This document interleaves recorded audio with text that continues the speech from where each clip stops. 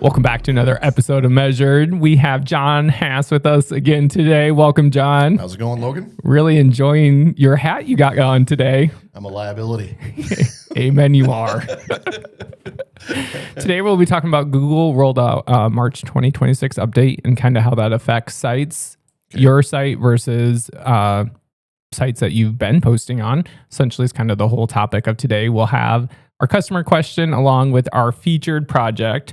So just kind of before we dive in, there was a study done that will kind of back the findings, I guess, behind why I thought this was interesting. Mm-hmm. But it seems like the last couple of years, people have been really pushing hard on to be posting pretty much everywhere, whether you're out on YouTube or Reddit or any of your social platforms. And I guess I still don't think that's wrong. Sure. I mean, that's where people are. Sure. I mean, it's when who did the study? We'll jump into it. It was an agency. It's called Amsive, I believe. Okay. And they use SISTRIX, which is like a ranking factor for SEO. Okay. So that's kind of where that all comes. We'll dive into. When you're saying posting, you're talking about linking back to your website or talking about your website, or what are you talking about? Well, when we're talking about that, yes.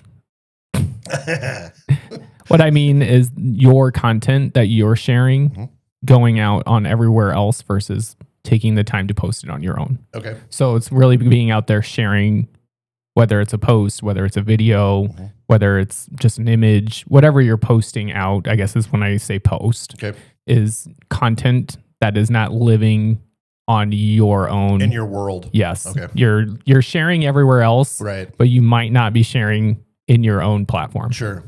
So that was a really big push. Like I said, I still think you should be doing it, but the whole point of this whole factor is realizing that you might want to spend some time on your own. So you're saying, like, if I want to write about something and I go to Reddit and post about it, it's not helping me at all on my own site rankings? Well, it might not be helping you as much as it used to. Sure. It's kind of the big thing for this. So does that mean, like, when you're doing your marketing stuff here, your Measured podcast, and you do the shorts on Facebook, it's not really driving traffic to your site like it used to before? Well, so we'll use YouTube for an example. Okay. And it's more of a lot of times YouTube would be one of those top to indexed, like your video, we'll say the long form one, could be indexed out as an option.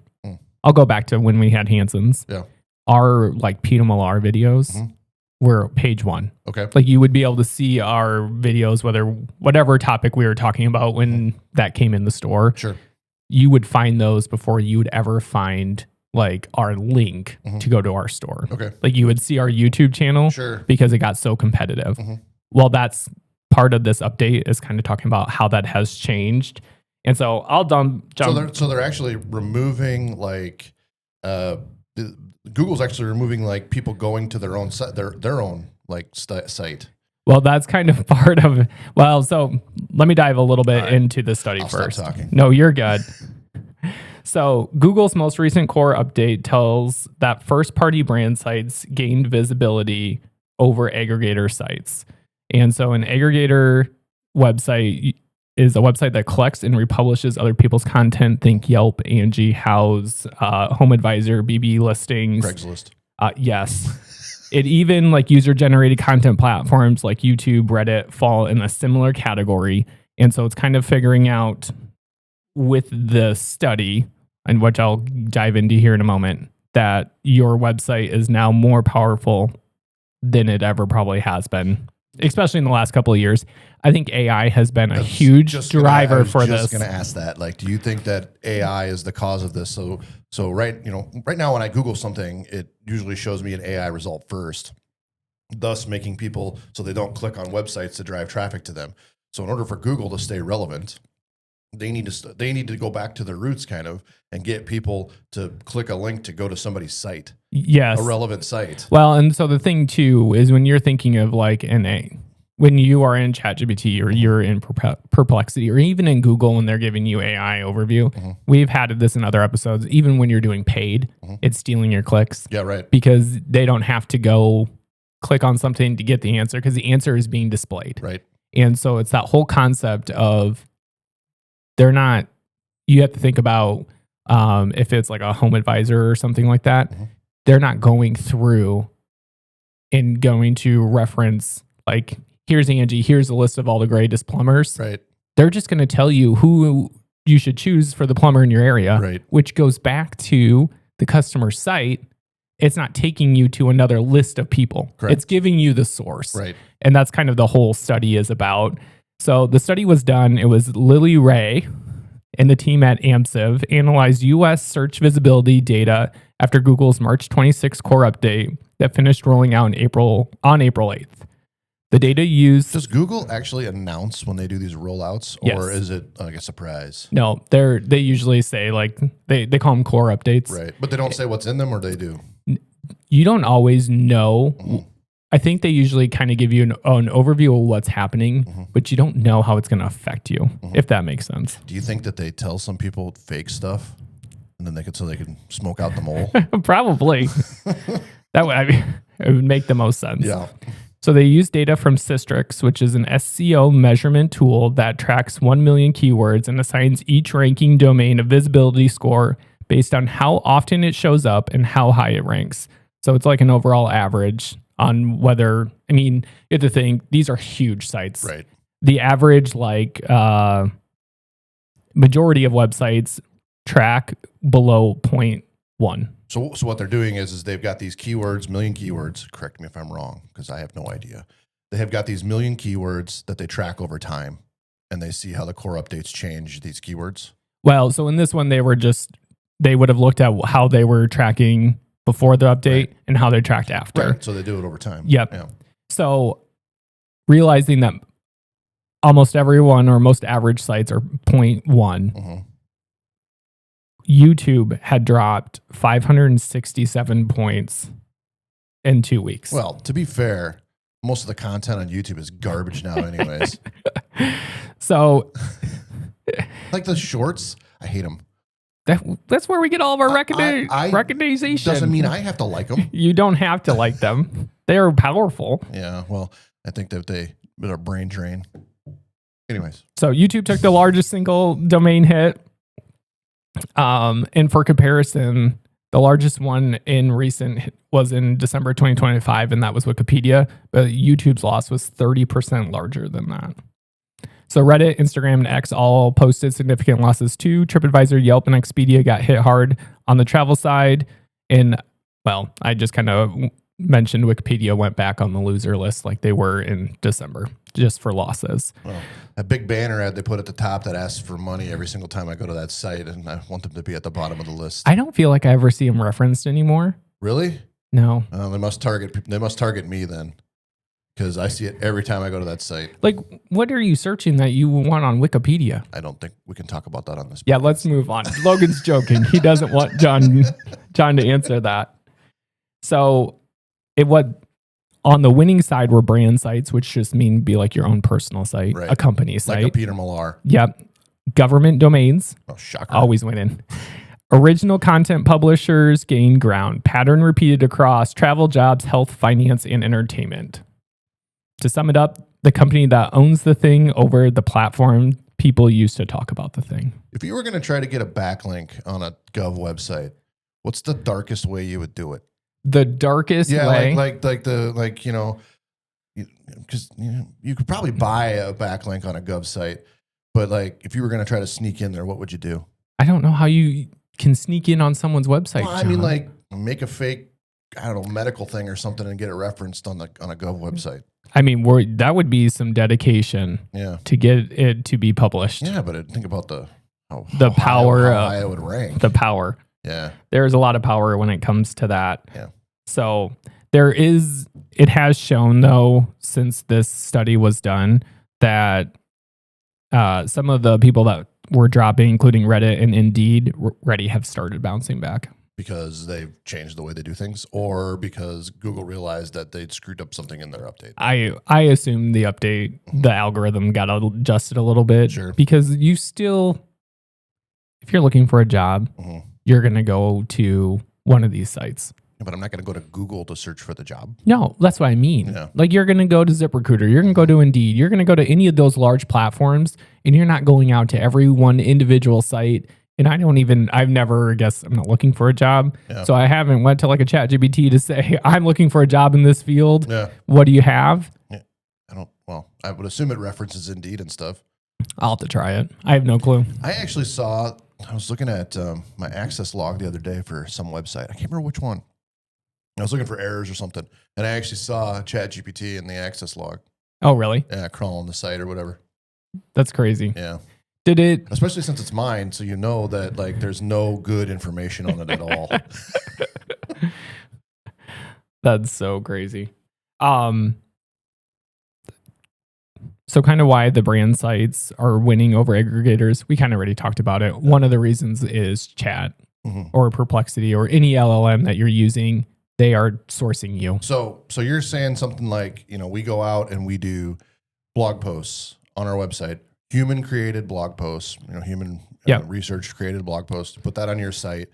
I mean, what other things should we be doing to try to, drive the traffic in this new Google update?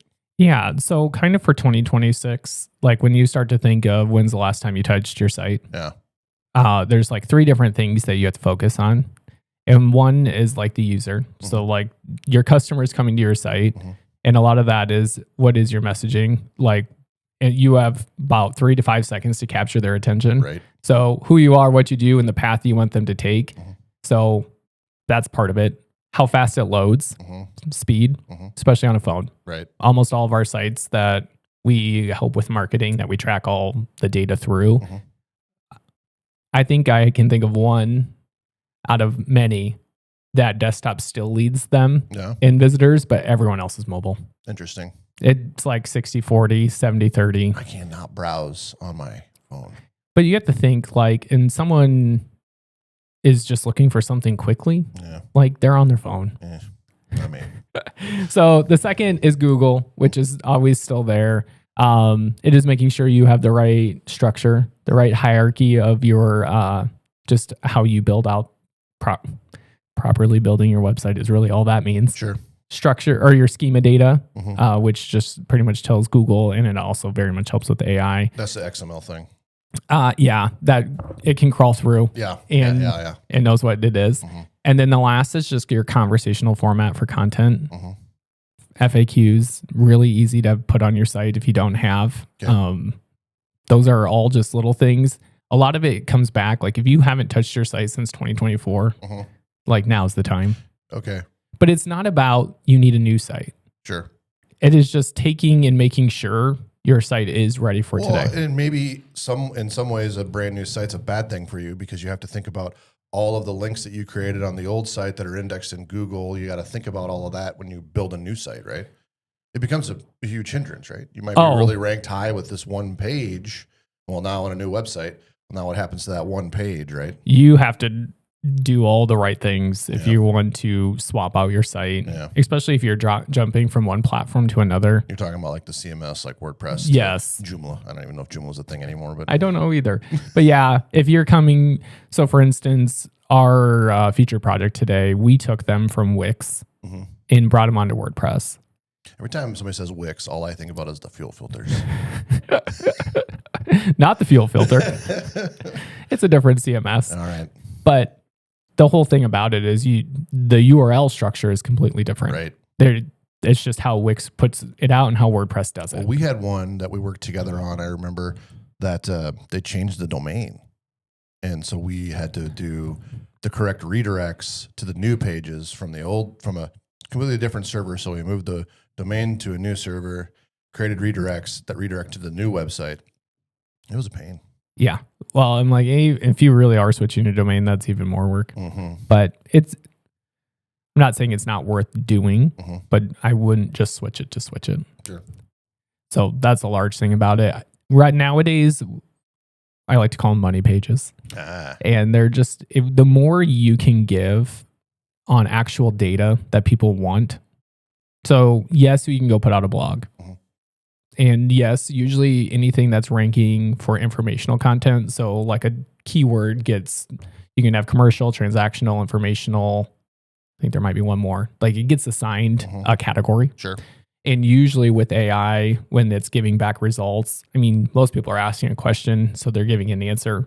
So if you get those informational rankings, those are usually the ones that come back for AI, like that are getting cited. Makes sense. So blogs are perfect for that because you're usually talking about a topic of some question of some sort, giving an answer. But when we're talking about money pages, it is figuring out a way that you are comfortable giving out more information than you feel like that you've ever done in the past. Sure. So we've worked with different people and they have a gutter calculator. You can literally get your estimate right there. And then nobody's ever been to the house? What? Nobody's ever been to the house? Nope. You fill out, it's a rough estimate. How? Okay, so it's rough. It's a rough estimate. All right. They'll come do the estimate, but you get a general idea. Like it's going to cost about Well, this. you know how much per foot gutter costs, right? Yeah. And so you can just calculate based on the square footage of the gutter, whatever. Yeah, square footage of the house, if it's 1 or 2 levels, right. like it's, you answer some questions. But you can't account for the fact you're going to set a ladder against the house and then fall through. No, you cannot account for that. Right, okay. But so there's things like that. But even like, for instance, we'll say 154i. It'd be like putting out like your general WordPress site is going to cost you this. A general e-commerce site with BigCommerce would cost you this. So why don't you do that? We are. Is it there now? No. Oh. I'm giving examples. You don't put your money where your mouth is. Oh, I will put my money where my mouth is. But that is what it's all about. Okay. It is taking the time to give averages. What about them fake star reviews that they put on all the sites? So that's not good. So what we started working with people and what I would recommend anyone doing is everyone should be asking for Google reviews. Anyone and everyone. Yeah. I always say go get 50 and then go get 50 more and don't stop. Okay. But you can pull on, like if you're using WordPress, for instance, there's different plugins that we can pull on your YouTube or your Google reviews directly out of Google and display them on your site. Can you say, keep all the 1-star reviews out? No. But it just, that drives actual authenticity away from you just typing out the fake 5 stars, the fake 5 stars that pictures of the people anyone knows that are the same on every website. Yeah. They're my customer too. Well, all I can think is this guy likes all the same stuff I do. We have a lot in common. But so it's like showing your expertise, showing your experience, having the trust, and then there's one more. Brain freeze. It was a brain freeze. But if you pull all that together and you spend time on creating a few just awesome pages, those are going to help you tremendously. Sure. So if you haven't touched your site, I would always start with your homepage. Sure. So like your calculator you're going to put on your website, it's going to have like a slider to say how many pages do you need? Do you need a custom logo? Yeah. How many email addresses do you need? You don't really do email. I stay away from email. Yeah. I think you should know that email is not a fun thing. Yeah, no. But no, we don't usually handle email, but obviously we would know what the hosting would be. Sure. I mean, we can give you a really general idea of, hey, this is what it's going to cost you if you want to work with us. Okay. And I think if you can do that in your own how many people are you going to revenue, scare away? And maybe that's okay. I was just going to say it's a give and a take. Yeah. I'm working with a gentleman out of Ankeny, Iowa, and they do home remodeling. And we're having the same conversation where I'm trying to get like, why don't we just give ranges? Yeah. Like, I get it's not going to be exact. You have no clue what any of the finishes are. Like, I get these estimates can go one way to the other. But if someone's coming on and your bathrooms usually at least cost this, and yes, it could go to that, at least you have an idea. Right. Well, and generally speaking, I will spend more time if I'm looking for something like that, which I'm usually not. But if I am, I'll actually spend more time on the website than I normally would, trying to adjust the calculator to see if I can get whatever done fast, cheaper, right? Like, well, what if I only did a portion of this? Yep. Yeah. So I will tend to spend more time on sites like that. Well, and that's just, and the whole thing, in the end, it's a content, you're a lead capture. Yeah. No, well, right, for sure. Like all you're trying to get is someone's name, email, and yes, they may I am notorious for if I really just am trying to figure out what the end is and I don't want you to have my information, I won't put my actual that ticks me off more than anything else. So you go, like I was doing some fire calculator, right? And I'm clicking through and I'm entering all the numbers and then it's like, oh, you're one step away. Enter your email address. Like, well, I don't want 20 minutes of my life because I am not giving you my email address. Yes. So we built out calculators 2 different ways for a couple different customers. One is we've done a gutter calculator that you do enter your information and then it gives you the price. Right. Now we've done one for tree planting calculator where you actually put it all in. It's going to give you the price all the way through. Yeah. And then there is a way you can complete the form if you want assistance. So do you find the interaction? Do you watch the interactions of those? Yes. So we can see how far people make it through. So how many more people do the tree than the gutter? I haven't compared the two. Okay. To see all the way through, but almost. I understand that they're different products, and so And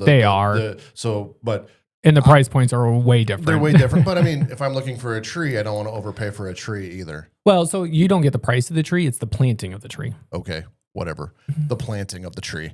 I mean, I don't want to overpay on that too. Just same as I don't want to overpay on gutters. Yeah. And so maybe the price. The person looking at each of these things knows what their budget is, and they're wildly different. But giving up your information, I'm just curious. Like, do more people give up the information after they've gotten the number, or do more people give up the information looking for the number? More people, I can tell you the ones use way more than the other. So which one? The one where you have to give your information to see the price. That one's more popular? Well, you don't get the price until you filled it out. Huh. And people just fill them out. And if they were serious, their close rate's extremely high. Huh. The one thing you should do with your email. So if you have an email address, logan@gmail.com, did you know you can do l.ogan?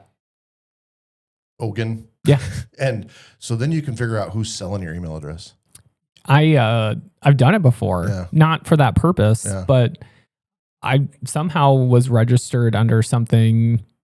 I think when you have a Verizon account, so it was for my parents. They used to use Verizon, which automatically created you like a Hulu and Disney Plus account. Oh, awesome. But you can't like get into it. Yeah. And then they're not with Verizon anymore and they were signing up for it or whatever. Yeah. And you couldn't create them an account. It was taken. Yeah. So I went and put a period in their thing and I could get it to go through. And I was like, all right, here we go. It's the ultimate hack to figure out who's selling your data. Have you done it? No. Like used it to see? No, I don't care that much. No, because I don't go to those sites and put my email address in. But just getting back to it, it's just giving something of value, so there's 2 things. Your customers you may gain customers from it. Yep. You will probably more than likely get sourced for it. Have you looked that up? So the number of people that do, like, say the gutter one, and they fill out their information, what's the percentage of when they actually got the job? Is it high? Theirs is like 80%. Wow. You should put calculators on your website. Calculators for what people want. And then make them enter the email to see the number. Yes, you should. No, their close rate's extremely high. Okay. So, but the point of putting out pricing and having those numbers is that in AI, so whether you're in chat or whatever you're using for your LLM, they are sourcing people like that back because they are when people are looking for a number or trying to figure out what something might cost, you are becoming that option because you are willing to give your information out. Except for the fact you have to put your email address in. That's the calculator part is different. Oh, I see. So you're saying you write a blog post about how, generally speaking, a website at 154i costs $100,000. Which it does not. So that you become a source because you put it in a blog post. Yes. I'm catching what you're throwing. Or if you have, like, for instance, when I was talking about that contractor, the home remodeler that we work with, you're building out all these different pages. You have your services pages that breaks down each, whether it's a bathroom, kitchen, whole home remodel, basement, whatever it is. And then we have different location pages. They just serve the Des Moines Metro. Yeah. So each of the main cities has their own page that talks about it. Well, we're actually putting the pricing not out on the service, on the actual city pages that break down all the services and then gives the averages. So if someone is, let's say, looking for Waukee, and they're looking for a kitchen remodel, they're going to get sourced out for Waukee, their kitchen remodel, and then it's going to have their average. Yeah, right. Like you're going to spend between that. So it's being willing to show all that out. Now on that page, you'll find trust factors like their Google reviews. You'll see their projects that they've done, which everything is, I mean, when you're looking for someone to remodel, you want to see the work they've done. Yeah, right. So like that's an easy thing to have for them, but it's taking the time to be willing to share information, I guess is the biggest thing. And then another easy win is just internal linking. Anyone can do it. It's just linking within your site. So if you're on that city page and you're talking about home remodeling, link to your home remodeling page. Got it. Simple. Do you know how the difference, how you sell a lawnmower to someone who's French versus how you sell a lawnmower to somebody who's German? I do not, John. Okay. So to sell a lawnmower to someone who's French, you show them this beautifully mowed lawn, right? Okay. Like the end of the result of the lawnmower. To sell it to a German, you show them how the lawnmower works. I mean, makes sense. Yeah. I've always thought that was interesting. Everyone processes things differently. Yeah. I got that book. Am I German or autistic? Have you read it? I read it. It's so funny. I mean, there's like one word on each page. Like I follow all everything that every sign says on the road. Or am I German? Sorry. No, you're good. One thing I was going to say too is there is power on using your own photos, even if you take them with your phone over stock photography. Also, and like AI has to, I mean, while Gemini and all of them create the images, they probably can also detect the crap images that they come out to be. I would highly recommend not using AI generated photography. Yeah. I don't know for sure. I only assume, I mean, when you take your own image, it has so much data that's tied to it. Right. That I don't know how you could get it to think that it wasn't an AI generated image. Or like the arm coming out of the guy's head. I feel like they're getting a little bit better on that. I saw one this morning. It was a line in Minnesota, supposedly.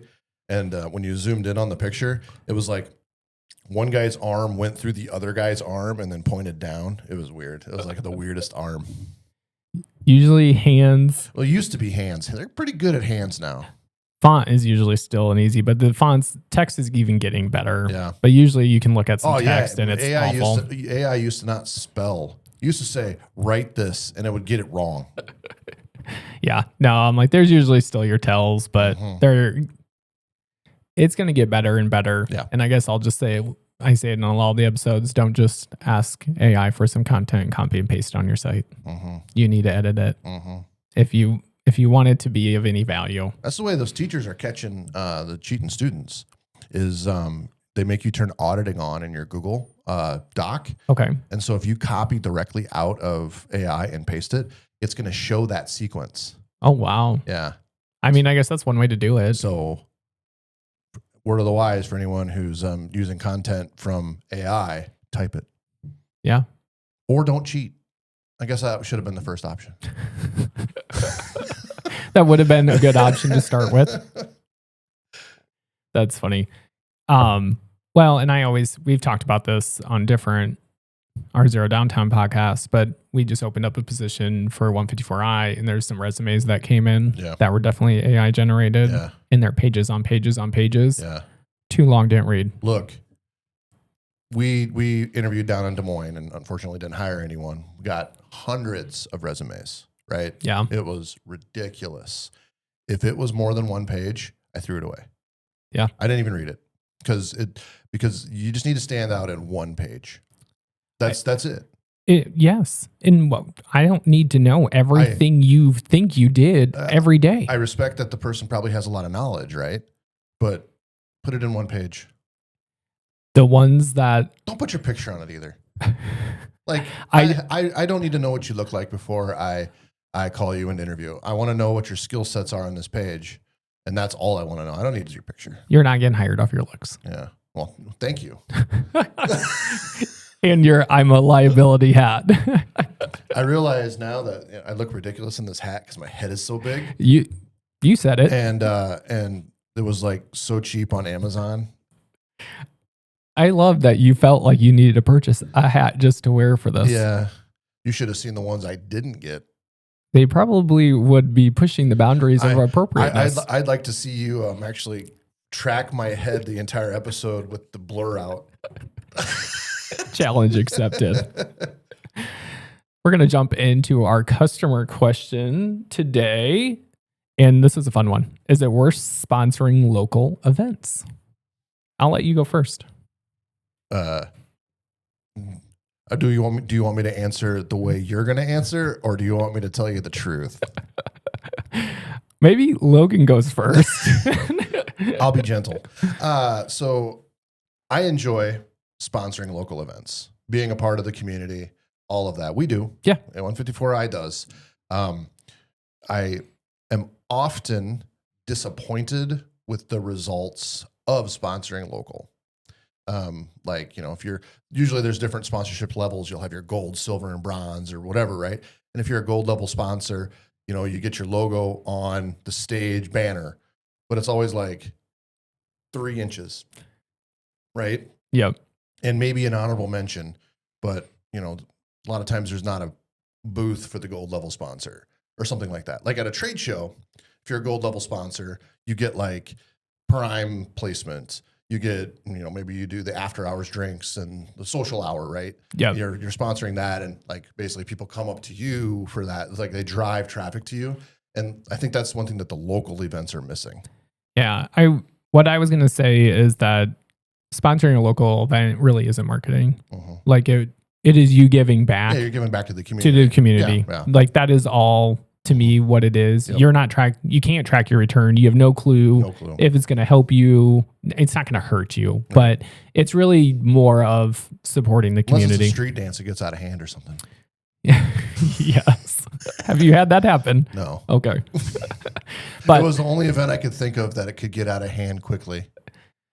So I think if you can, and it's something important to you, I think it's awesome to participate and give back to the community. Yeah. We like to participate in the community. Mm-hmm. I understand you can't do everything because no business truly can. Yeah. So like, I'll just speak for A&P for 1 second. We sponsor a lot with Shayla B.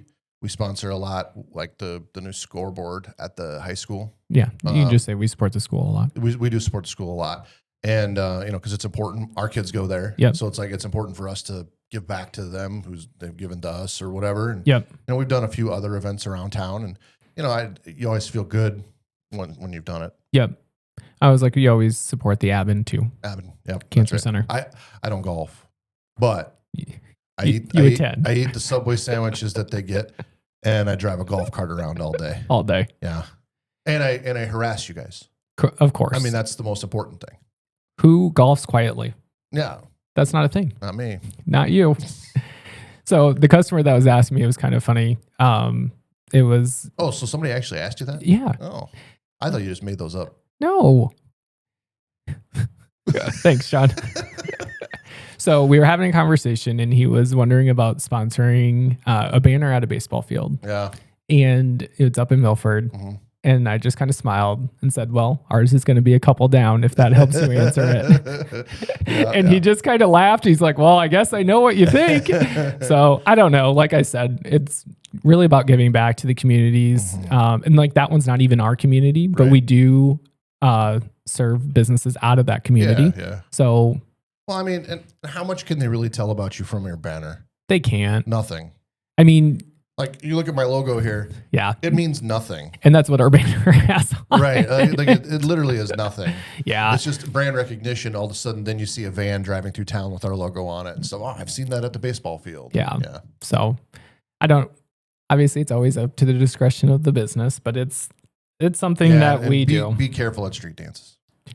Yes. Don't let the street dances get you. So we're going to move on to our featured project. This is Elk River. They're out of Ankeny, Iowa. They're home remodelers. We had taken their site from Wix to WordPress. And they have a calculator. They do not have the calculator. Oh, They have the estimated ranges of what a project would cost. And so, but we didn't truly design it. They had this pre-designed. We just took it and brought it over and have been making modifications to it. So we also, but I mean, that's not an easy feat because Wix just doesn't convert over to WordPress. No, we rebuilt it. Like, don't sell yourself short. Oh, I'm like, it got completely rebuilt. But I feel that, and people may disagree, but this is an opinion of mine, that you have so much more control of your SEO and just the over functionality of the site with WordPress over Wix. You're rated by what everybody else on your same IP address is. And so if there's a site that, sells access to mess street dances up, you're going to be rated with them on the same IP, right? Yeah. So moving to somebody like 154i, gives us way more control of the SEO because we can also control who's hosted with us. Yes, for sure. We have dedicated IP address for everything that we have going on for each of our But with sites. Wix, Wix, you're not going to have the same level of control even to that low level. Oh, no, you would not. Right. So elkriver.com, elkrivercontracting.com. I got to get that right. elkrivercontracting.com. Check them out. They can help you if you're in the Des Moines metro area. All right. Anything you got for me today, John? Was I supposed to ask you a question? No, you're good. Because I'm just throwing one at you. Yeah. I mean, we could talk more street dances.